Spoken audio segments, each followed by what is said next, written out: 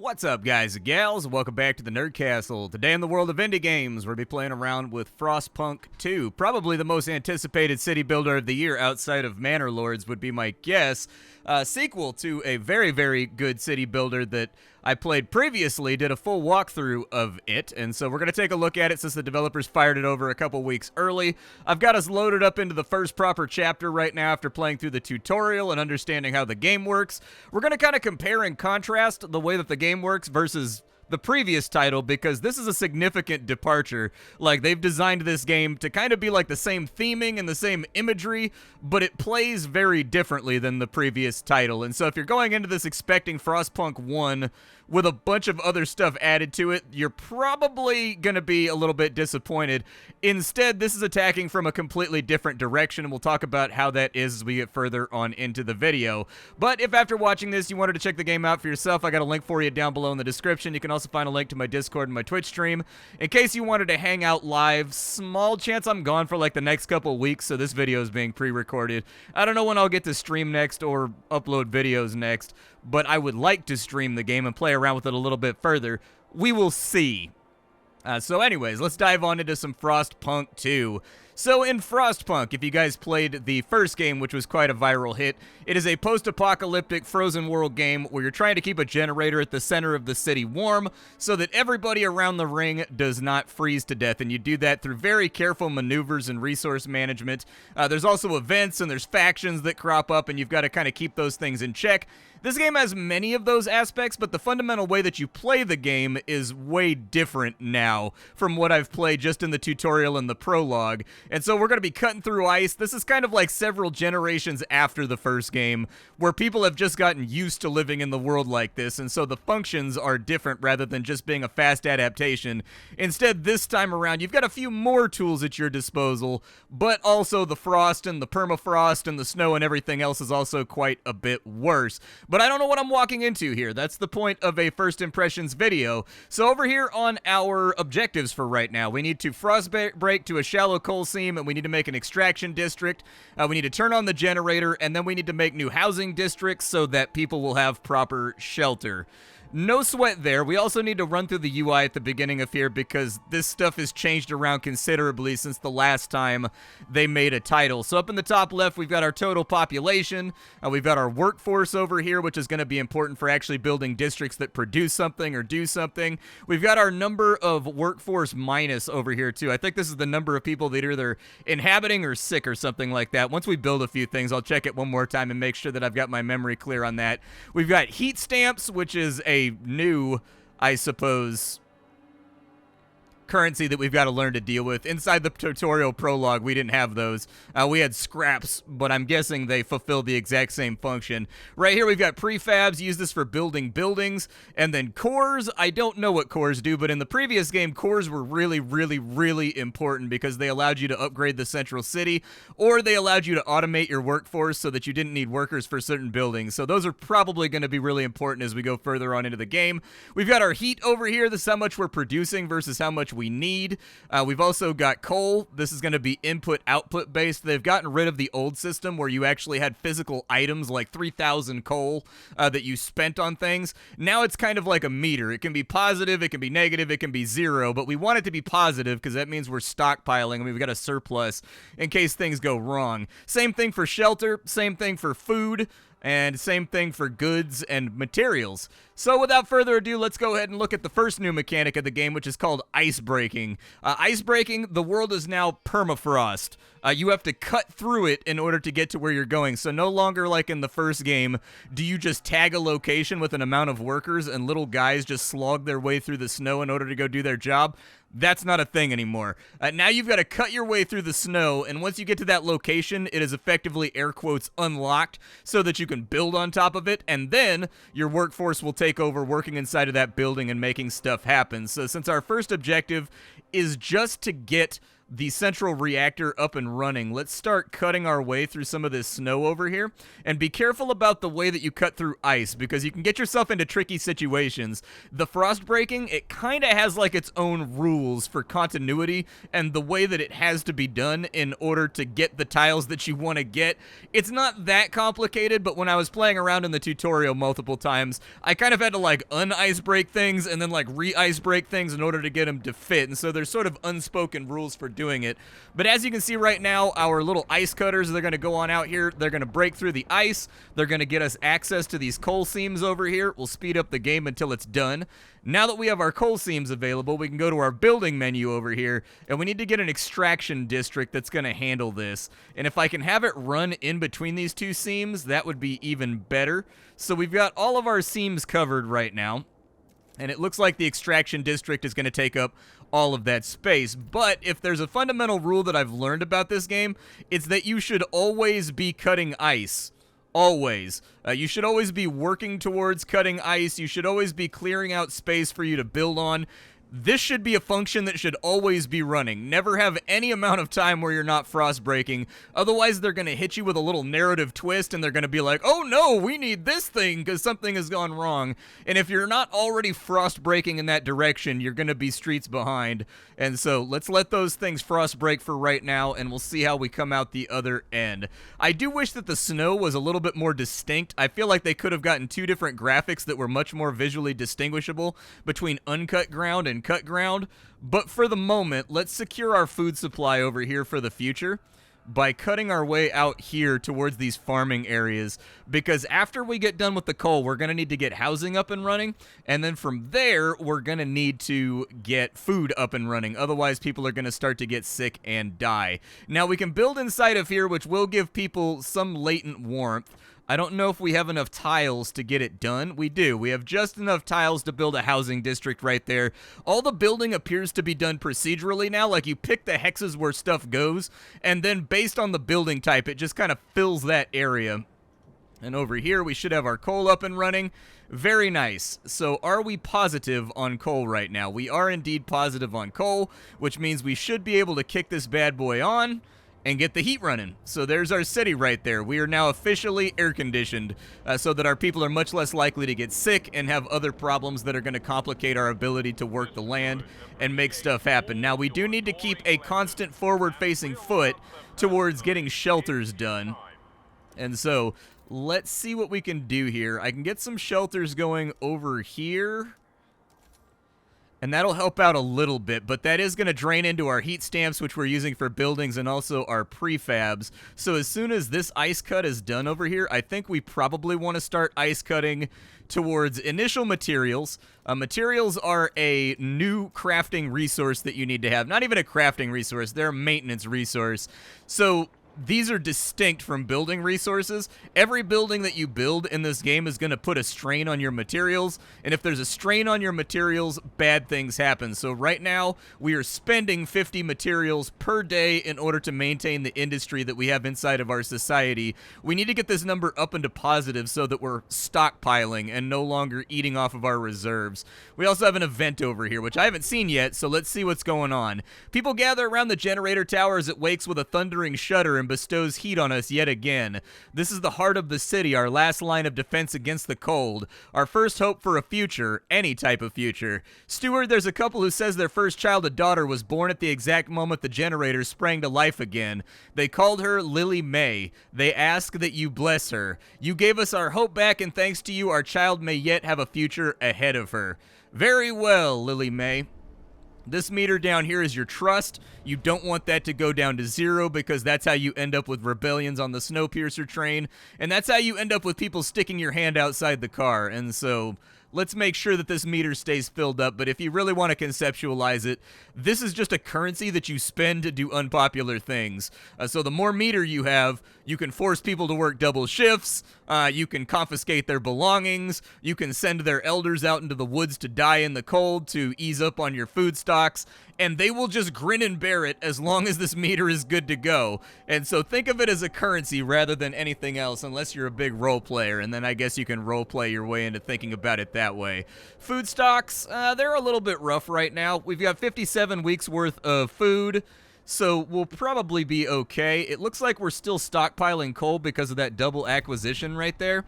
Let's continue cutting backwards towards more coal so that we always have a good coal supply over there, especially now that we know that coal takes up 6 slots. And then I would like to get more housing built, but unfortunately we just don't have a lot of warmth rattling around. So people out here are going to be in the cold, methinkies. But we'll develop this little area over here. And I think, because they neighbor each other, it seems like there's little bonuses and things you get by putting certain types of districts next to other districts. I've been seeing a lot of city builders lately. I think the new Surviving the Aftermath game was playing around with this idea as well. So apparently districts are all the rage right now in city builders, because this is a repeated thing that I've seen come up over the last year, where like city builders come out and they're all about like districts and little areas that you can function inside of. I think Memoria Polis was doing the same thing. So it looks like we are in the age of district building. Good work, Steward. We've recovered a new coal deposit. It's part of the last vein in New London. There's still some deposits left, but they're not going to last for long. We'll need to improve our mining, use it efficiently, but the city's communities are voicing different ideas on how to do it. We need to decide whose ideas are worth pursuing. Okay. Well, just keep frostbreaking. Does frostbreaking cost me workforce? Like, can I have multiple frostbreaking teams out? I can. So in the tutorial, I could really only ever afford to have one frostbreaking team at a time. And so this may actually be helpful. There's an infinite materials node right there, which sounds good. And we do have the extra workforce, so we might as well start cutting our way towards anything useful. The last thing we're going to need is we're going to need prefabs. So let's get these prefabs over here so that those are all nice and banged out. We're putting a lot of weight right now on our workforce, but I think it's going to be all right. We'll see where we're at with housing once we get that done. But the next thing we need is we're going to need food districts. Food districts, they take up 6 space. Oh, I can't get to that last one right there, no matter how much I would like to. Okay, so we'll put the food district in right there, and they'll just make it work. We'll see how that adjusts our overall intake and outflow of goods for right now. Food district's doing its thing, ongoing construction. We also want to get a extraction district going over here so that we have materials coming in, because that'll even out the negativity that we have on that side. We are once again having coal problems, so we're going to have to expand out coal a little bit further. That's entirely because heat, you can see these little pipes running. Heat has to be pumped into any active work area to keep people alive. And so we're going to want to get another extraction district for more coal, which I predicted over on this side. I had a feeling it was going to go that way. Well, I do want that last little coal seam over there. For efficiency's sake, maybe we ice break again.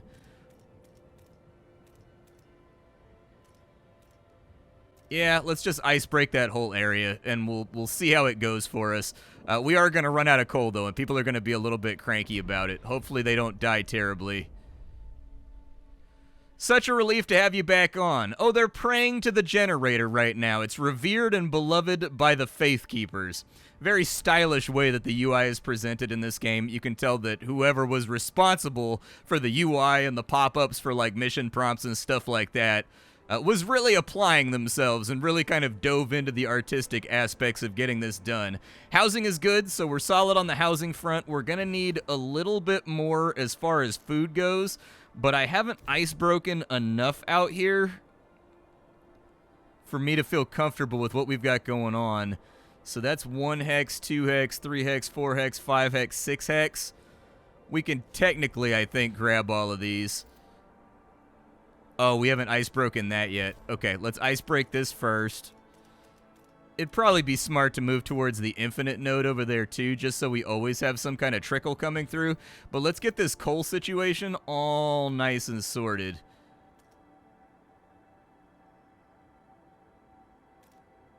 There we go. So now we're going to have another coal grabber, and hopefully that'll help us out with what we've got going on. And the amount of coal that you're going to be consuming is also going to change based on the weather patterns and like how things are happening right now in your society. But we're positive on materials, we're positive on housing, and we're getting there with food surplus as soon as we get done with that right there. They want me to build a research institute. That's going to make my heat output a little bit worse. I'll probably wait until the coal situation has been sorted out before I do that. Okay, so the coal situation is now taken care of. We are stockpiling coal, and we should be able to have a surplus here. Let's get some more frost cutters going out. Oh, I don't know. We've got to escape the map, too, which I'd be fine with. I don't know if a coal node is going to be worth it over here, but we'll put the workers on it for right now. Let's see how our frost cutting is going over here. Let's just get those cut out, and then we're going to get a food district over on this side. Just to help out with the food situation and make sure that we've got things coming in that we're going to need. We're not producing any goods right now, but goods weren't a thing inside the tutorial, so I figure I'll tackle that once I get to it. And then with the Research Institute, we need 100 heat stamps and 50 prefabs. Okay, where do we want to put this? So this district over here, we've got to slot the research district, I think, into this actual district over here. And so I don't know how long the upgrade's going to take, but I think that's how it works, is that we can put like a modification building inside of here. So let's see how that mechanic functions right there, because once again, this game doesn't actually have a formalized tutorial. I hate to tell you, but the game is not going to walk you through step by step what to do. It's going to force you to use a little bit of deduction and a little bit of exploration. It warns you about it at the beginning of the scenario, and it's like, hey, you're not always going to know what to do next. This game is about exploration and kind of like figuring things out. So we've expanded this district up here so that it can now have a research building inside of it. We are draining coal a little bit, but it should last for a few more weeks.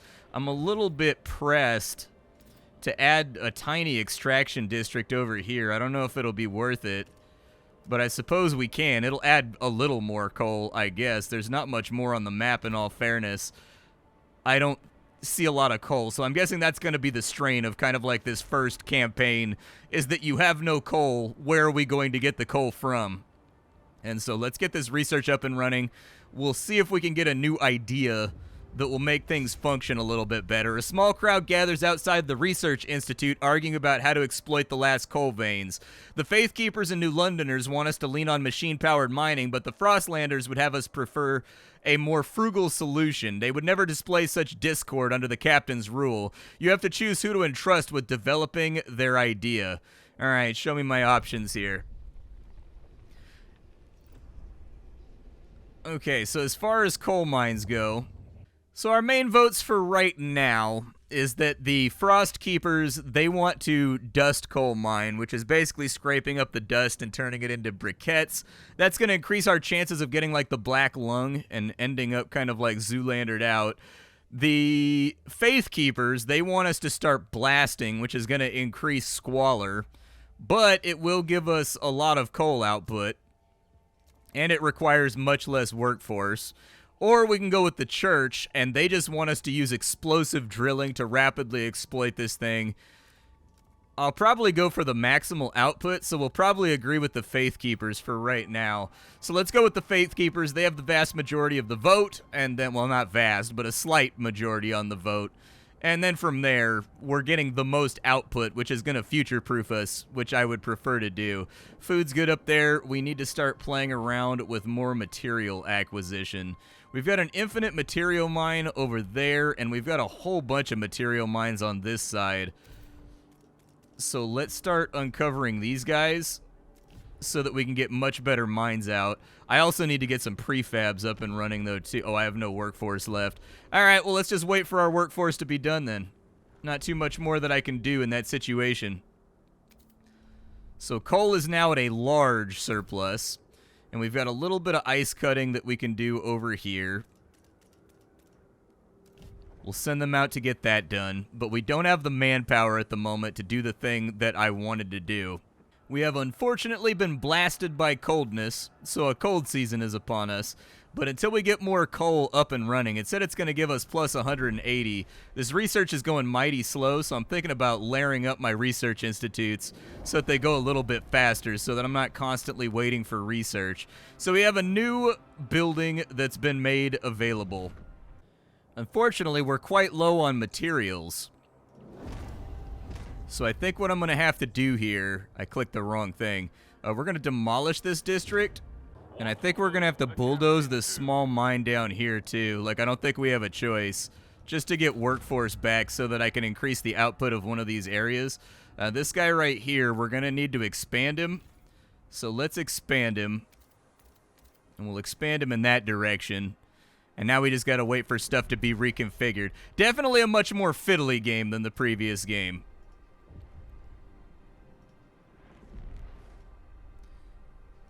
And so now we can put in a blasting coal mine over here, which will help out. Looming cold. As the captain's authority weakens, different groups start pulling the city in their own direction. New London grew overpopulated. Whiteouts ruined expansion attempts, and now coal is finally running out. Without heat and shelter, people will start freezing to death. Although the captain appointed you before passing, people are anxious you're not up to the task. Prove them wrong. Okay. I will do my best to live up to that expectation, but no promises. It kind of seems like things are stacked against us. So there's our new mine right there. That should increase our trust a little bit because we did a thing that was requested. Now they want us to get a council hall. And so inside the council hall... Oh, I guess this goes over to here. It goes in like the central area. All right, I thought it went into this area. Well, these areas are now expanded so that we have a housing surplus, but a bunch of people just died in a mining accident, so like, a little bit problematic. Could be better. Unfortunately, some people got ruthlessly exploded in the never-ending quest for more concrete and planks. And now we will pass the vote of confidence. Anticipation fills the air as the council opens. The captain ruled with a firm hand for years, but those times died with him. Now the communities of the city want their say. The Faith Keepers are only organized faction and have a strong opinion on everything. They're devoted to what they claim was the late captain's vision, a godly society built on progress, equality, and tradition. Okay, so the canon ending in this one is the one where the religious faction wins. In the first game, you've got to pick between religion, you've got to pick between repression, religion, and like something else. And so I guess religion won canonically. The New Londoners and Frostlanders clash over survival strategies, though neither has a firm stance on economic or social issues.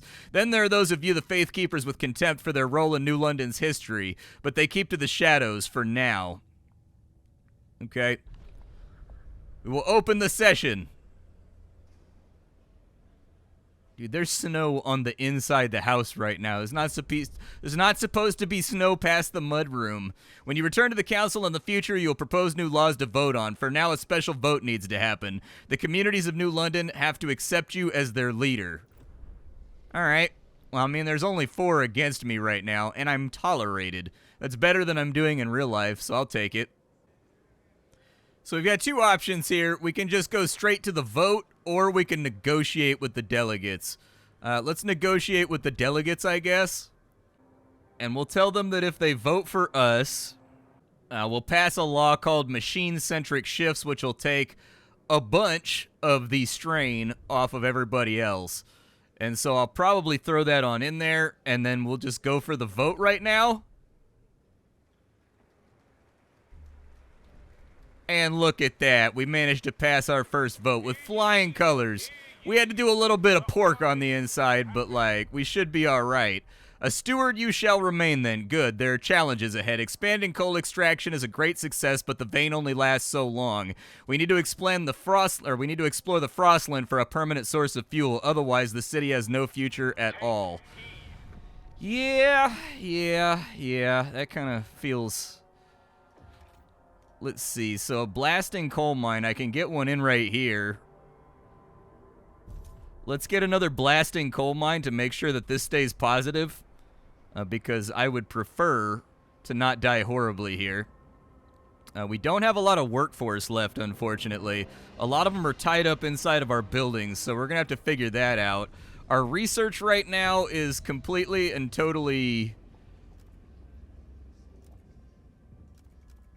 stalled out. Housing insulation might be a good idea, though. So base heat demand of housing districts will be diminished. Yeah, let's do that. That sounds fine, but I'm a little bit low on heat stamps for right now. We can click on these factions and we can force them to hand over their money like robber style, but they're going to be really, really cranky about it, and so I prefer to avoid that if I can at all help it. It does slowly trickle upwards. I don't know if it's based on population count or how that all works. It looks like people came back, and we got immigrants. Okay, our population has bounced on up. That's actually super helpful. I can live with that. Give me another batch of people gathering up materials over here so that because our materials are like our major thing that we're struggling with right now. We've got to have more. Stuart, a new count has revealed a significant growth in our population in the recent weeks. Some attribute the rise to an influx of settlers from the Frostlands, others to births outnumbering deaths. Whatever the cause, we've adjusted our calculation of the city's needs. Food's still good, but unfortunately we need more housing. Okay. And we need more heat stamps to make that happen, so we're going to be a little bit starved at the moment for heat stamps. We'll let a couple weeks go by so that we have a little bit more in our pocket. People are dying during emergency shifts over here. I'm going to see where this evens out after we get this done, just so I can decide whether or not we're at minus 33 right now. We're still going to need more. We're still going to need more. All right, frost break for me. I don't know how I get on top of this material debt that we have right now. Like, the amount of materials required for, like, maintaining our society are absolutely butchering me at the moment. Like, this is the one thing that I can't seem to get on top of when it comes to my population and the amount of people that I have. So we may be waiting for our next immigration to be able to do anything outside of here, in all honesty. Frost breaking is done. We may be able to expand this district to give it a little bit more housing. That may be the most efficient way to do this without breaking down our entire workflow. And we'll see where it ends up after the 3 go right there. What's it costing us to expand? 50 heat stamps. Okay. I don't think I'm bringing in prefabs either right now. So we've got a couple of pressing issues, but that's kind of the point of the game, is that you're going to be stressed all the time, and it's never going to let up. The first game was a lot like that, too, once you got through, like, half of the first mission. Okay, so our assigned research is done right there. We're looking good. And we probably want to do something that the New Londoners like before too long. So housing insulation's been taken care of for them. Oh, everybody supported that. Okay, so everybody was happy with our choices right there. Not enough heat stamps. The generator upgrades. We need 75 oil supply in order to make that happen. Oh, we've got different areas, too.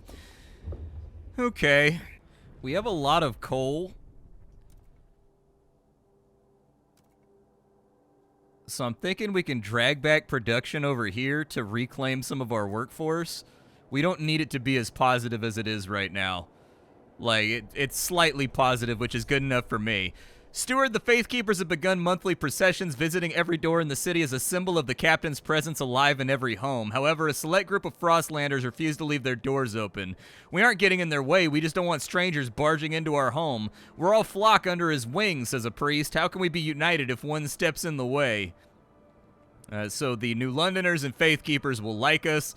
The Frostlanders will not. The Frostlanders are only like 10% of the population right now, so like screw them. I'm going with the popular vote at the moment. Whatever people find to be the thing that they want out of me, that's all right. And so now we should have enough space. Is that expansion going to help us? It did. It got us positive. So that fixed a problem without us having to do anything right there. That's what I like to do. Having cut the workforce over there now, we need to build a logistics district. The logistics district is going to be a little bit expensive. It's going to cut our workforce in half, but this is going to allow us to explore the Frostlands. But it won't let me place it anywhere, so I'm guessing this is a snow cutting issue. So we need to start cutting our way towards the edge of the map just to check how this works. And luckily, I have the workforce for it, so it shouldn't be that big of a deal getting down here.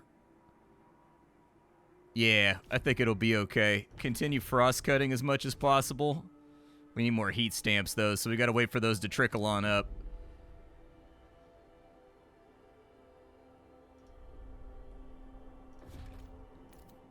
And the logistics district looks like it expands out from this spot as predicted. So we'll go ahead and throw that into place, and we'll see if that's the kind of thing that we need to be the man of the hour and kind of save people from our own stuff. As far as resources go, we promised worker shifts to the New Londoners, so I think that should probably be our next thing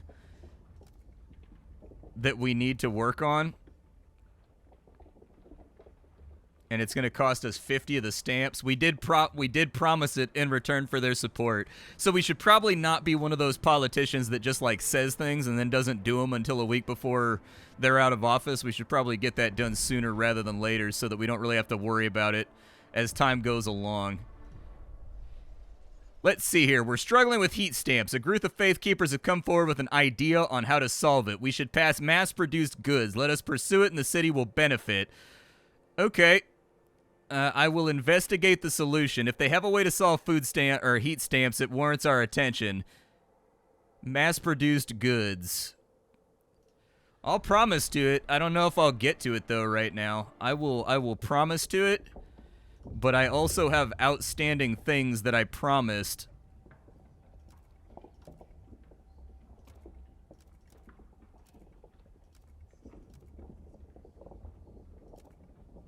It'll take 9 weeks to get that done. Let's just get it done, and we'll see how it benefits us, because we're going to be messing around with the exploration system anyways pretty shortly. I don't know what the next thing is that they want. It's probably just telling me to build a logistical district, even though I already have one in there. We can now survey the frozen lands around New London and find a source of fuel to ensure its future. Okay.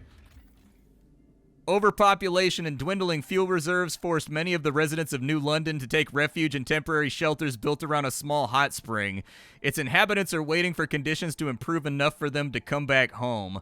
So we can go get 2,000 more guys, but I'm a little bit concerned that that's going to throw us into turmoil with regards to what is it going to take over here. Threat level is safe. Let's launch an expedition over to here to see what we find, and it looks like we're going to find Frostland dwellers. Okay. That's cool. It looks like I can also spend money to make trails, which I'm guessing make everything go faster. If you ever want more information about anything in this game, just hit the T key, and hitting the T key will just give you like a full page, basically like a glossary of like what the thing is or how it functions. A new law is available. No common rules. There are no defined standards for how goods will be produced.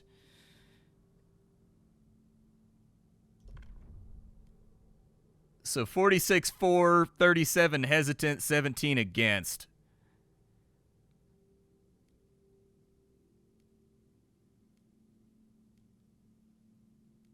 Okay, propose it. I think we'll probably pass it with where we're sitting right now. Let's take the risk. I don't want to promise anything else, dude. They've got me, like, slogged down right now on promissory stuff. There we go. Get it on through. All right, so the law's been passed.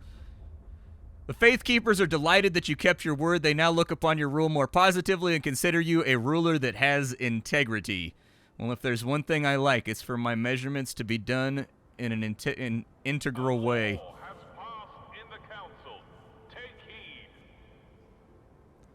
Coal is draining very rapidly right now. I don't know if that's as a result. What is this consuming as far as coal is concerned? I don't feel like I built that much more stuff. Is it just because we're in a cold season right now? I think that's probably what it is. Okay, and then next we've got an industrial district that gives us prefabs, which we're almost out of right now. I should probably start prepping us to grab prefabs.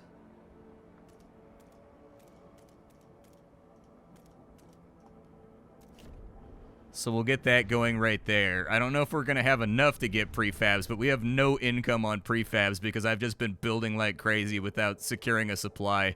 So we'll keep an eye on it, but our promises have been kept to everyone around us. So we should be good on that front. If we're going to take in more people, I'm going to need more housing. And I'm also going to need quite a few more things. We've got a bit more time, though, until we get out of here. So with the extra 400 people, that did not solve our problem, but it definitely stuck a thumb in the dam that'll stop the bleeding until this ends so that we've got a little bit of a surplus. We have a council, but will anything actually change? For years, the Faith Keepers have just had their way. If this is a chance to block some of their idiotic ideas, we could show this city reason, convince them to adapt to the frost, to embrace the new ice age, and tear ourselves away from our addiction to the generator. I'll speak with the others tonight. Nope, that's not good. Frostlanders have organized a faction. The Evolvers prize cold rationality, personal achievement, and adaptation to the frost by any means necessary. They dislike blasting coal mines and mass-produced goods. Can I just, like, drag them off to a gulag somewhere? Like, it seems like this is the kind of society where I can just, like, force them to march themselves out into the cold. Like, at gunpoint. Can I just do that now? I don't know. I'm not liking all of this. I'm not liking how they're organizing. Like, it seems like they're kind of cranky with us, but all the other factions seem to be pretty stoked with us for right now. But these guys are definitely going to be voting against us for everything. They disagree with how I've done everything so far. And we need to find a permanent source of fuel outside the city, huh? I got a couple of extra stamps. Is that going to hold out? We've got 16 weeks left. How many weeks do we have until we hit right there? I wish that I knew, but I don't. I can't mouse over this and get, like, how long that is in actual measurement time. But hopefully we hold out. It looks like machine-centric shifts have been placed on the council. 30 are against. To put less pressure on the workers, we got to keep things going. Okay. We can throw the vote right now. I feel like we've already got most of the vote secured. It's going to come down to, like, the undecideds, but, like, I suppose I could promise something to the new faction just to, like, maybe get an inroad with them. And it does give me a full printout of what all these guys are feeling and, like, what they want to do. And so this is definitely a big departure from the previous game. Like, the previous game was much more rigid in the respect of how it was designed, where you had your central node, and then as you increased the heat output, it unlocked new building slots, and different building slots supplied different needs. And then from there, you really just had to decide how you wanted to deal with crises along the way and manage all of your resources along the edge while exploring to get more cores and build more of those big spider robots and whatnot to use, like, to keep everything efficient. This game seems to be much more of a city builder. I don't even know if that's the right way to put it, but the city building and the city management seem to be accentuated a lot more aggressively. Like, in the first game, it feels like the population, there was a lot more togetherness, and they would just go with whatever you proposed a lot of the time, especially if you focused on your way through the game on, like, eliminating rival factions and whatnot.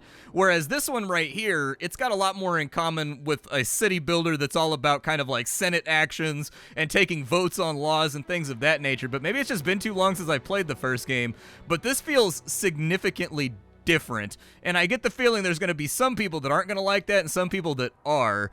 I do respect the fact that they didn't just give us Frostpunk 1 with a couple of new things added to it, and they've managed to keep the theme and the ambience from the previous game, but time will tell as I get further on into the game about how this is all going to function, but it does feel like it's pressing up on me really aggressively, which I like.